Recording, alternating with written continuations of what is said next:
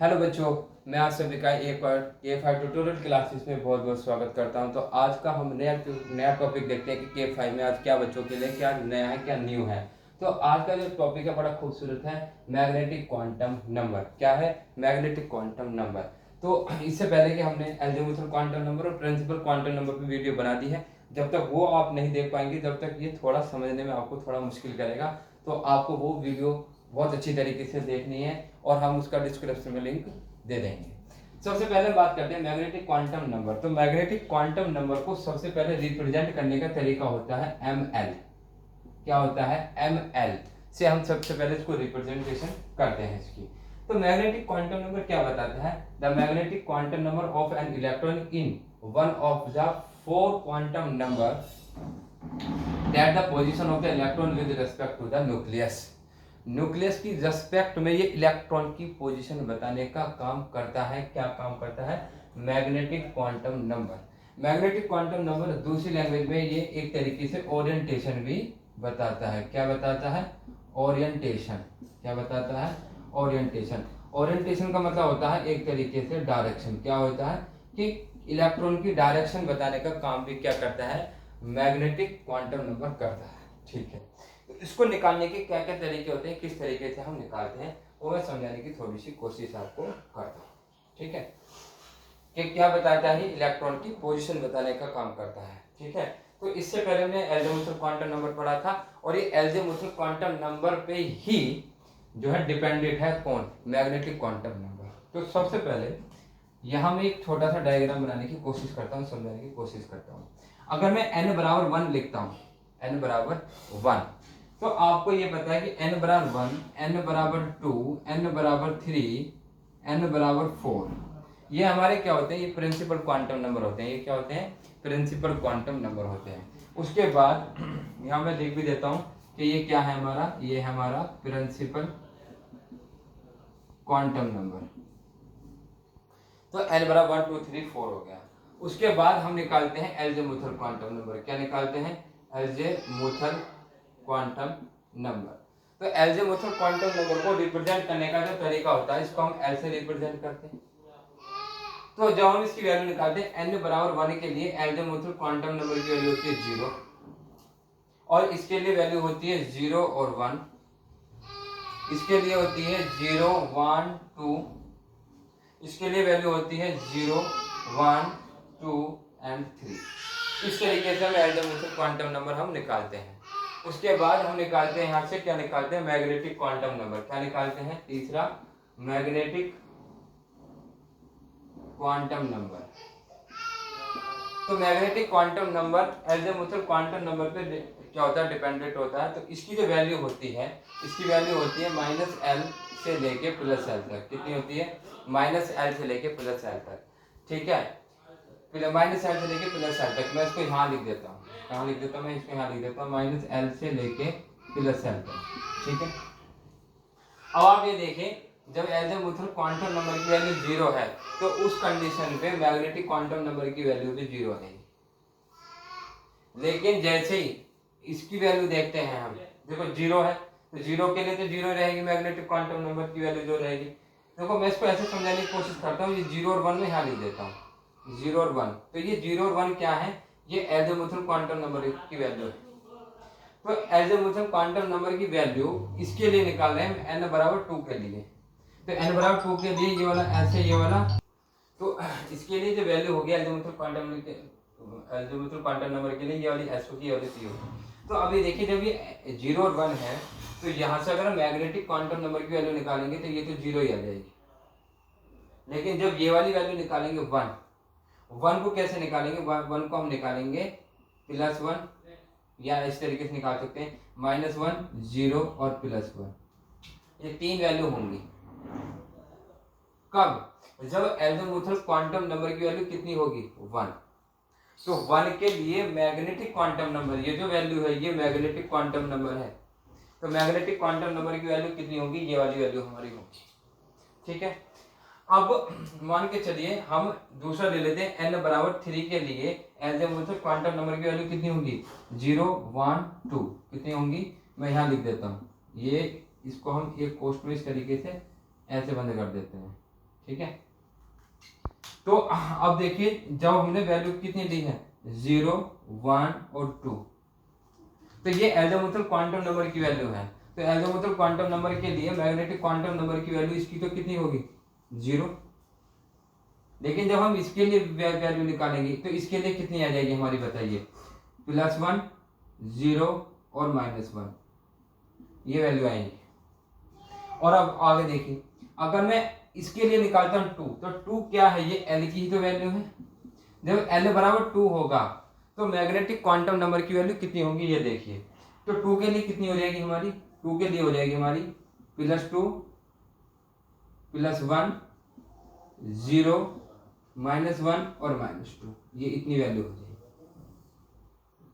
अच्छा, अब ये जो वैल्यू हमने निकाली है ये एक्चुअल में क्या बताते हैं, ये हमें ओरिएंटेशन बताते हैं। क्या बताते हैं, ओरिएंटेशन का मतलब होता है कि उस इलेक्ट्रॉन की डायरेक्शन बताते हैं, ठीक है। और L के लिए, अगर मैं L के लिए L के लिए अगर मैग्नेटिक क्वांटम नंबर Ml की वैल्यू देखता हूं तो वो होती है हमारी कितनी, 2L+1, कितनी होंगी 2L+1। L के लिए Ml का मतलब हो गया कि मैग्नेटिक क्वांटम नंबर की वैल्यू ये होगी, ठीक है। अब सपोज दैट अगर मैं यहाँ रखता हूँ L बराबर 0, तो ये तो 0 आ जाएगा। तो इसका मतलब जब मैं 0 रखूंगा तो मैग्नेटिक क्वांटम नंबर की वैल्यू कितनी आएगी, 0, मतलब 1, सॉरी 0 का मतलब हो गया कि 1 वैल्यू आएगी इसकी।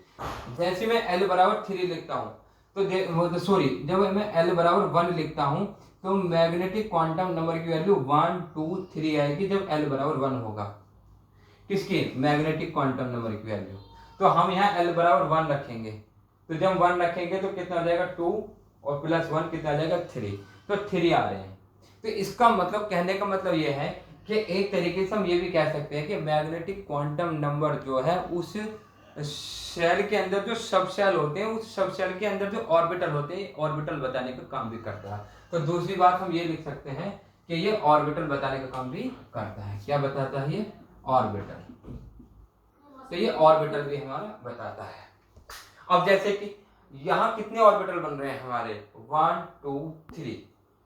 अब एक बात वो ध्यान से सुनिए, मैं इसको साफ कर देता हूँ थोड़ा सा, ठीक है। तो थोड़ा साफ करेंगे, थोड़ा बहुत अच्छी तरीके से समझ में आ जाएगा कि किस तरीके से ये हम निकालने की कोशिश करते हैं कि ये फॉर्मूला हमारा फिट कैसे बैठता है हमारा, ठीक है।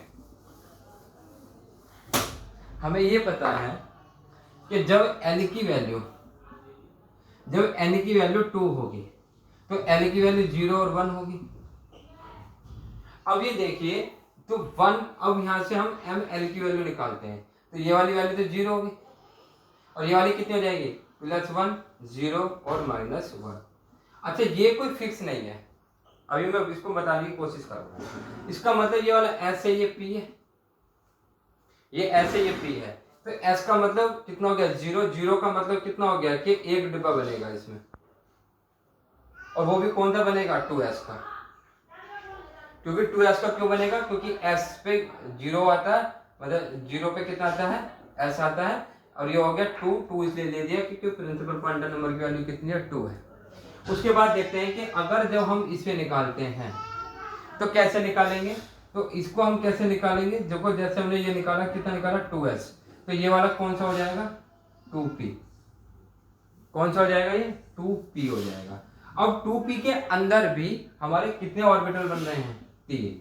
कितने बन रहे हैं, 3 ऑर्बिटल बन रहे हैं। कौन कौन से ऑर्बिटल बन रहे हैं हमारे, ये हम बताने की कोशिश अभी आपको कर रहे हैं। कौन कौन से बन रहे हैं ये देखते हैं।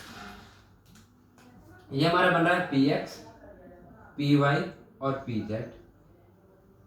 ये इतने तरीके के हमारे ऑर्बिटल बनते हैं इसमें। और आप ये देखिए, जब मैंने आपको पढ़ाया था भी N बराबर 2 के लिए टोटल इलेक्ट्रॉन्स जो देखते हैं, मैं यहाँ थोड़ा सा पीछे का थोड़ा सा इसके साथ कनेक्ट करता हूँ कि प्रिंसिपल क्वांटम नंबर के लिए जब हम टोटल इलेक्ट्रॉन निकालते हैं तो वो होता है 2n²। और 2n² का मतलब जब हम यहाँ रखेंगे 2 का होल स्क्वायर, तो 2 × 4, 4 × 8, तो टोटल 8 इलेक्ट्रॉन आ रहे हैं हमारे इसमें। तो अब ये देखिए, जब मैं N बराबर 2 के लिए एज़ीमुथल क्वांटम नंबर की वैल्यू ये होगी और मैग्नेटिक क्वांटम नंबर की वैल्यू ये हो गई, तो इसका मतलब इसके अंदर हमारे S के अंदर एक डिब्बा बन गया, इस पी के अंदर हमारे 3 डिब्बे बनते हैं। कौन से डिब्बे बनते हैं, कितने डिब्बे बनते हैं, 3 डिब्बे बनते हैं। और 3 डिब्बे कौन कौन से बन रहे हैं बेटा, 3 डिब्बे हमारे बन रहे हैं कौन कौन से, ये वाला पी एक्स, ये पी वाई, और ये वाला कितना बन रहा है, पी जेड। तो अब आप ये देखिए ये जो 3 डिब्बे बने हैं और हर एक डिब्बे में मैक्सिमम 2 इलेक्ट्रॉन आ सकते हैं। तो अगर हम यहाँ देखें तो 2 इलेक्ट्रॉन यहाँ जाएंगे, 2 इलेक्ट्रॉन यहाँ जाएंगे, 2 इलेक्ट्रॉन यहाँ जाएंगे और 2 इलेक्ट्रॉन यहाँ जाएंगे। तो टोटल इस पी के अंदर 2p के अंदर 6 इलेक्ट्रॉन हो गए, 2 ये हो गए। तो टोटल कितने इलेक्ट्रॉन आ गए हमारे, 8 इलेक्ट्रॉन आ गए। तो इस तरीके से हम इलेक्ट्रॉन मैग्नेटिक क्वांटम नंबर के लिए भी हम इलेक्ट्रॉन डिफाइन कर सकते हैं और इससे भी हम डिफाइन कर सकते हैं। ठीक है, और यहाँ मैंने आपको बता दिया था कि L के लिए ml की वैल्यू कितनी होगी, 2l+1 होगी। तो ये एक छोटा सा टॉपिक था हमारा मैग्नेटिक क्वांटम नंबर। इसके अंदर अभी बहुत सारी चीज होती है, ओरिएंटेशन होता है। अगर बात करें इसकी वैल्यू निकालने की जो तरीका होता है वो हम एक देखते हैं। ये हम एक एक्सिस बना देते हैं, एक यहाँ एक लाइन खींच देते हैं, इसको बोलते हैं एंगुलर क्वांटम, एंगुलर मोमेंटम बोलते हैं इसको। क्या बोलते हैं, एंगुलर मोमेंटम एन। तो इसके लिए जो वैल्यू होंगी वो एक फिक्स होगी, एक इस तरीके से होती है, एक इस तरीके से होती है, एक इस तरीके से होगी, है ना, और एक इस तरीके से।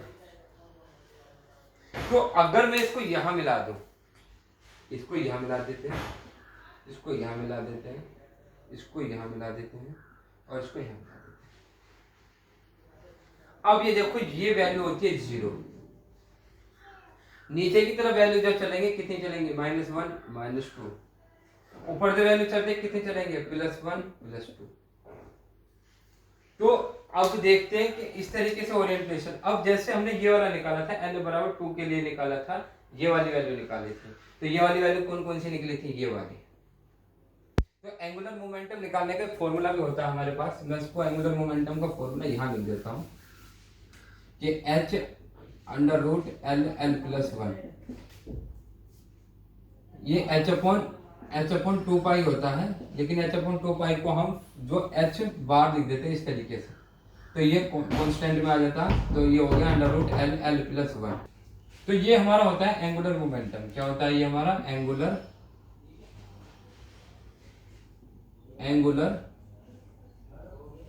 मोमेंटम। तो ये होता है h√L+1, इसको h बार बोल देते हैं।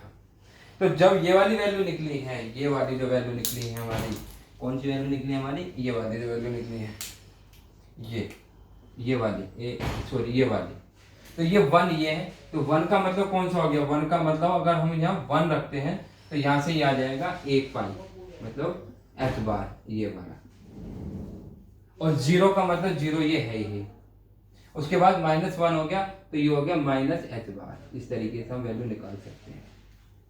ये P के लिए है। ऐसे हम D के लिए निकालेंगे तो D के लिए हमारे 5 ओरिएंटेशन बनते हैं। हमारे कितने ओरिएंटेशन बनते हैं, 5 बनते हैं। तो मैं एक बार 5 का भी मैं एक बार आपको बता देता हूं, ठीक है। तो इसके लिए हम n बराबर ले देते हैं 3, n बराबर 3 ले लेते हैं। तो इसके लिए वैल्यू हो जाएंगी 0, 1 और 2। इसका मतलब ये वाला s हो गया, ये p हो गया, ये वाला d हो गया। तो इसके लिए अगर मैग्नेटिक क्वांटम नंबर की वैल्यू निकालते हैं ml की, तो ये तो 0 ही आ जाएगी। ये कितनी आ जाएगी, +1 0 -1। ये वाली देखो, ये इसके लिए कितनी आएंगी हमारी, देखो कितनी आएंगी, +2 +1 0 -1 -2। तो कितने तरीके के ओरिएंटेशन बने हमारे, मतलब कितने तरह ओरिएंटेशन का मतलब डायरेक्शन जो होती है, मतलब कि 5 तरीके के ऑर्बिटल बन रहे हैं हमारे, 1 2 3 4 5।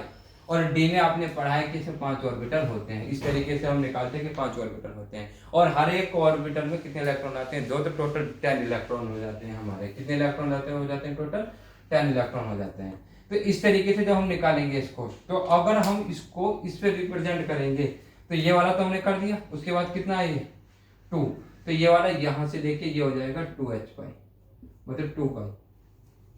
ये वाला हो गया, फिर कौन सा माइनस वाला ये रहा, उसके बाद -2, तो ये -2h बार ये यहाँ से लेके यहाँ तक हो जाएगा। तो ये ओरिएंटेशन निकालने का एक तरीका है, थोड़ा सा हाई लेवल का है ये एंगुलर मोमेंटम के रेस्पेक्ट में हम इसको निकालते हैं, किसको, मैग्नेटिक क्वांटम नंबर को निकालते हैं। मैंने आपको समझाने की कोशिश करी है। आई होप ये आपको सबको समझ में आ गया होगा। थैंक यू वेरी मच, मिलते हैं नेक्स्ट वीडियो में।